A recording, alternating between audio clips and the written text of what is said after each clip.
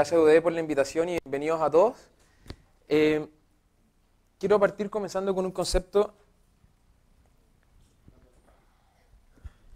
que es la colaboración radical y el emprendimiento. Y para hablar de este tema, que claramente nos apasiona a todos, quiero contar una pequeña historia. Yo desde muy pequeño me gustaba mucho hacer aviones de papel, desde muy chico. De hecho, siempre mi profesor en el colegio me castigaba porque estaba perdiendo el tiempo en vez de estar prestando clases, prestando atención a clases, estaba preocupado de estar haciendo aviones de papel y tirárselos a otros compañeros o tirarlos desde el balcón del colegio, y probablemente muchos de ellos pensaban de que realmente estaba perdiendo el tiempo. Pero la verdad es que soy muy bueno haciendo aviones de papel. De hecho, tengo uno por acá que se los voy a tirar para que el que lo encuentre les voy a compartir el secreto, que no es ningún secreto, todo lo contrario, así que para el que le llegue, a nadie. Bueno, vamos a tirarlo otra vez para ver si llega así. Vaya. Por ahí, a ver. ¡Oh, el ganador! Bueno, entonces, dentro de este proceso hay un campeonato mundial de aviones de papel que organiza Red Bull. Me llevó a Europa, me llevó a viajar a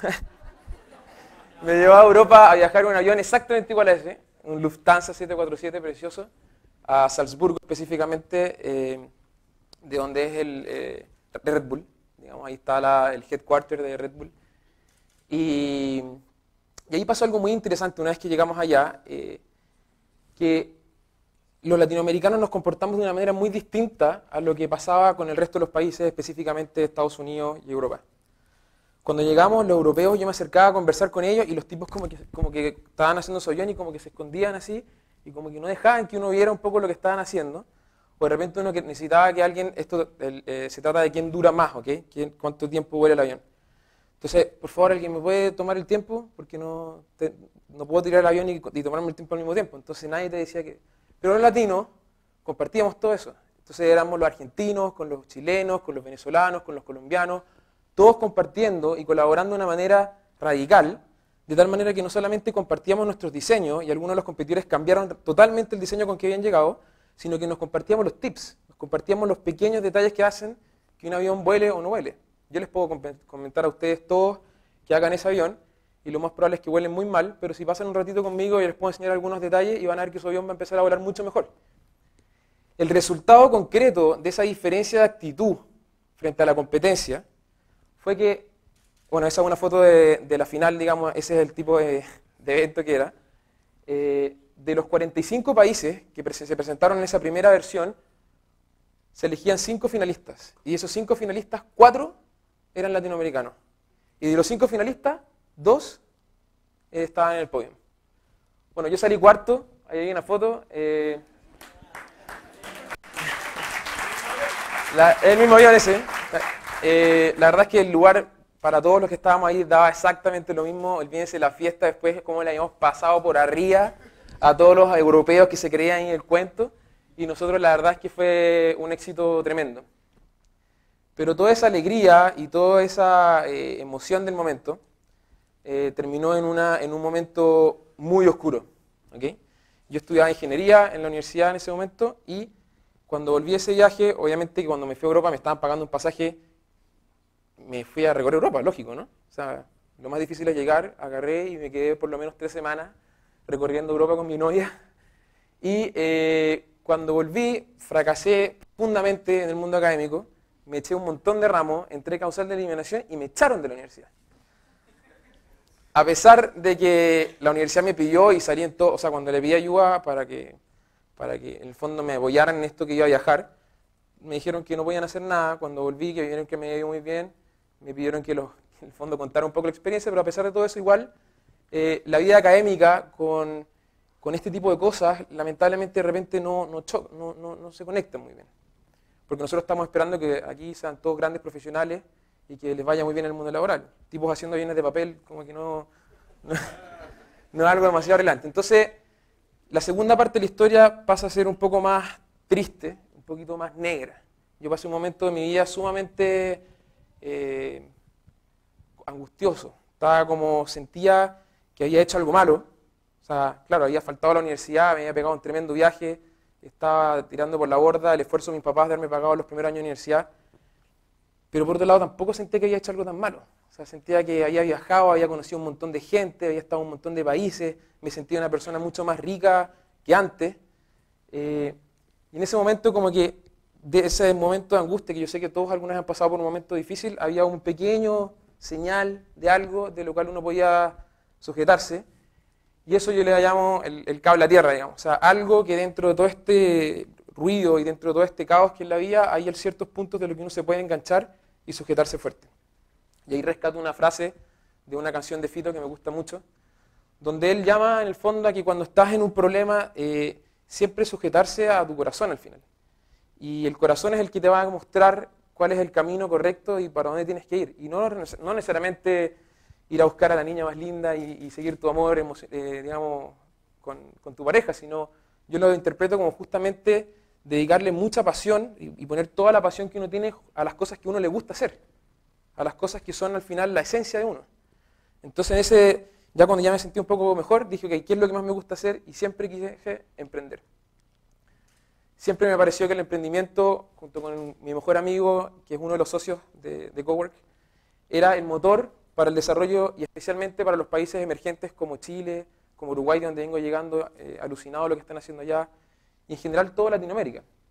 Entonces rápidamente dijimos, bueno, emprendamos en algo, no sabíamos qué hacer, importamos un juguete de Estados Unidos, nos fue súper bien al principio y después fracasamos rotundamente.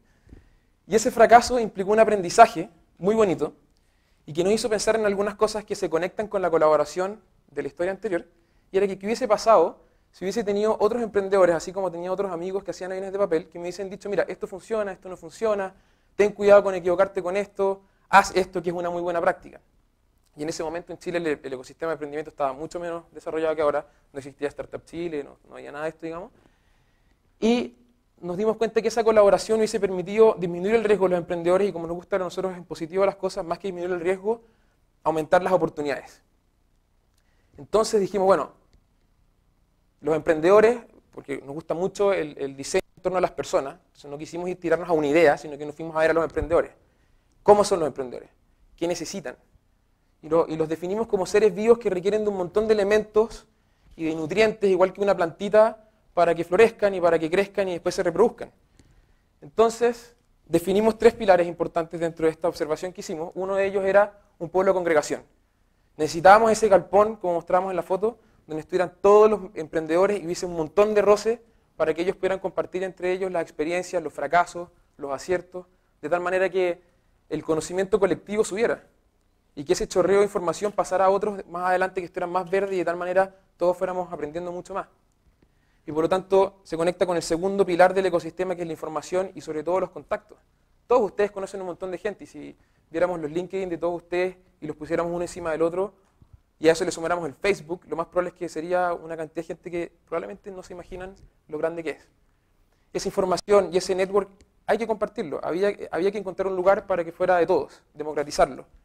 Y el tercero, por supuesto, era la plata. O sea, cualquiera sabe y todos los que han tratado de emprender de que se necesita algo de dinero para poder comenzar y bueno, sentíamos que el capital de riesgo en Chile todavía estaba muy verde y que era algo que había que también desarrollar. Pero dijimos, bueno, hagamos algo al respecto, no nos quedemos acá alegando como hace mucha gente diciendo que está todo esto malo y hagamos algo al respecto. ¿Qué podemos hacer? Somos pobres, así que no podemos hacer un fondo de inversión. Conocemos a algunas personas, sí, pero somos 3 socios, nuestra red de contactos es acotada, por lo tanto tampoco podemos partir ahí. Dije, bueno, hagamos un polo de congregar para congregar emprendedores. Y así nació Cowork. Este fue el primer prototipo que hicimos, no perdimos nada del tiempo y esto es una foto, o sea, un scan real de un dibujo que hizo Horacio, que es el tercer socio, estaba en Babson haciendo un MBA y en una servilleta rayó un lugar donde compartían emprendedores y en el fondo trabajaban en el mismo lugar físico y compartían algunos servicios que son caros para los emprendedores normalmente, como la parte legal o la parte de contabilidad, etc.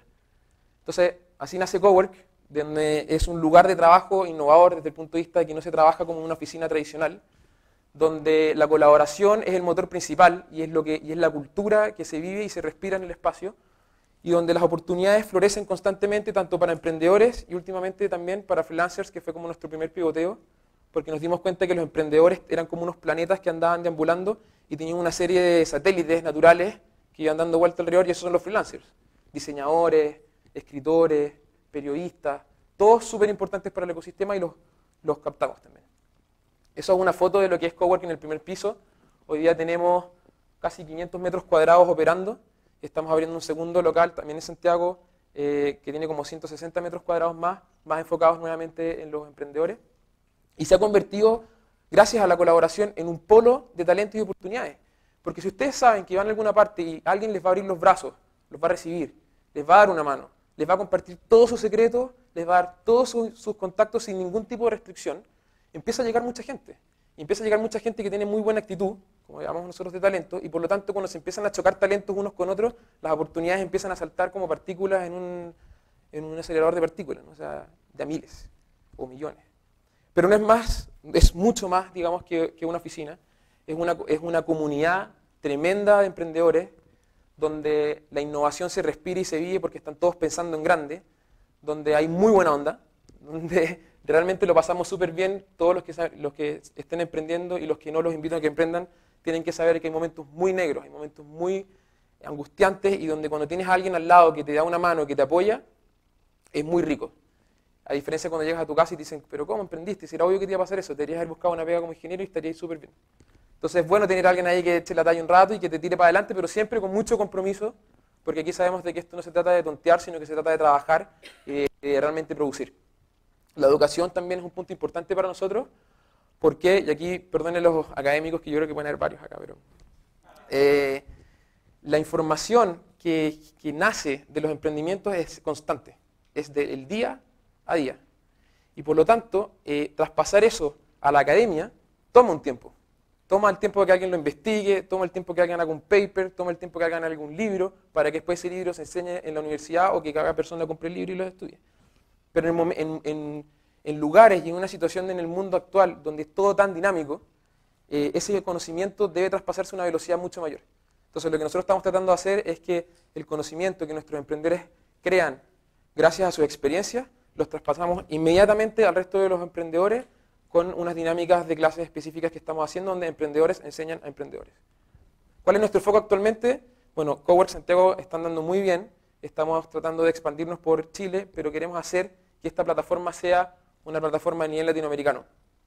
Por eso venía llegando de Uruguay, porque estamos tratando de explorar allá oportunidades y vamos a ver otros países también, pero queremos que los emprendedores de Latinoamérica tengan un lugar a donde ir cuando quieran realmente ayuda, donde realmente puedan encontrar una red de personas que está pensando igual que ellos y que va a hacer todo lo posible para que salgan adelante.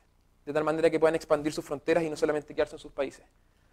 La plataforma, como la pensamos, tiene esta estructura. Los emprendedores, por supuesto, son un pilar, pero trabajamos muy de cerca con grandes empresas porque son los clientes de nuestros emprendedores. Trabajamos con universidades y con organizaciones y fundaciones que son transversales en los distintos lados. Por lo tanto, lo que estamos visualizando es ser como una especie de catapulta de emprendedores donde llegan, se cargan, ¡tac!, y los lanzamos para que lleguen a lo más lejos posible. Y para terminar, quiero hacer una pequeña reflexión o una invitación a todos. Y es que me voy a colgar un poco de lo que dijo Andrés y me parece muy interesante varias cosas que dijiste. Esta es una foto de ballenas pescando.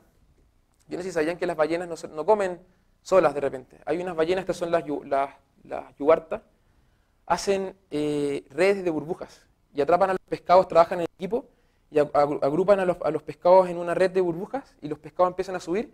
Entonces las ballenas se meten por abajo y se las comen por partes casi iguales. Y después se echan para atrás y se reubican todas de nuevo en la misma posición que se ubicaron antes. No es que se mezclen, sino que están perfectamente organizadas, hacen de nuevo la cuestión de la burbuja y comen de nuevo. La naturaleza es muy sabia para mostrarnos muchas veces de que la colaboración y el buscar el bien colectivo por sobre el bien personal es lo que debemos apuntar. Si nosotros vamos al pasado, cuando éramos cazadores y recolectores, estábamos solos o con muy pocas personas, comiéndonos lo que encontrábamos, pasando mucha hambre, y fue en un momento cuando encontramos y desarrollamos, por ejemplo, la agricultura, cuando nos dimos cuenta, mira, si nos ponemos un poco de acuerdo, tú plantas, yo riego, yo cosecho, y entre todos alejamos a los pájaros para que no se coman la comida, no vamos a tener que estar moviéndonos por todas partes para encontrar comida, vamos a poder asentarnos un poco más y vamos a poder desarrollarnos juntos. No tenemos que luchar por la comida, tenemos que generarla en conjunto y compartirla. Pero eso significó después de que cuando sobraba la comida, empezaron a pasar otras cosas. Empezó el proceso de conquista del hombre. Y si uno ve la historia, ellos comenzaron en la zona de Mesopotamia y se empezaron a expandir y llegó un punto cuando ya sobraba la comida, empezaron a transarla en las ciudades que estaban recién floreciendo. Y eso implicó que de nuevo nos alejáramos un poco de ese bien colectivo y empezáramos de nuevo a fijarnos en cuál era nuestra conquista. ¿Qué es lo que estábamos nosotros haciendo ahora? Y lo conversamos con muchos amigos hoy en día y puede ser que para ustedes sea una historia reconocida, pero cuando vivían en una casa más pequeña a la que viven ahora, ¿eran infelices? ¿O tenían un auto más chico? ¿O salían a comer menos afuera? Y uno empieza a ver cómo cuando uno va avanzando, vas queriendo tener más cosas, vas queriendo tener un mejor nivel de vida, pero sigues con un nivel de felicidad igual, o incluso a veces esos mismos bienes o ese mismo engordamiento de nuestra conquista empieza a hacernos mal. Entonces, bueno, de nuevo, Andrés, la crisis, Stiglitz hablaba del malestar de la globalización, o sea, hay muchas personas que sienten que hay algo que está mal, pero no saben lo que es y tratan de encontrarlo y se deprimen mucho porque no encuentran respuesta.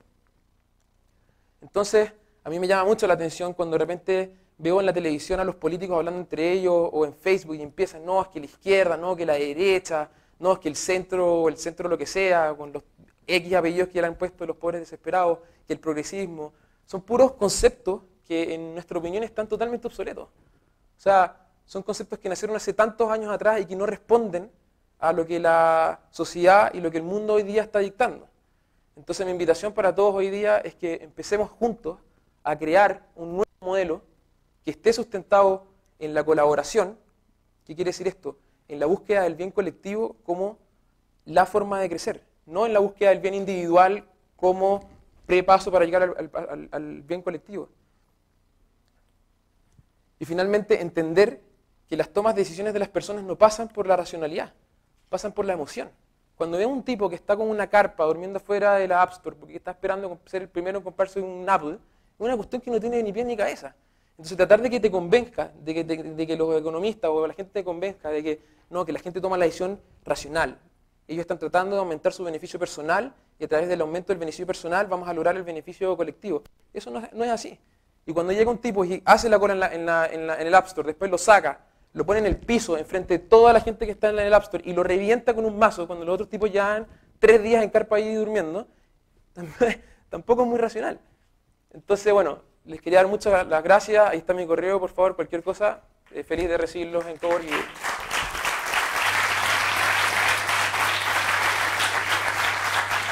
Gracias, Antonio.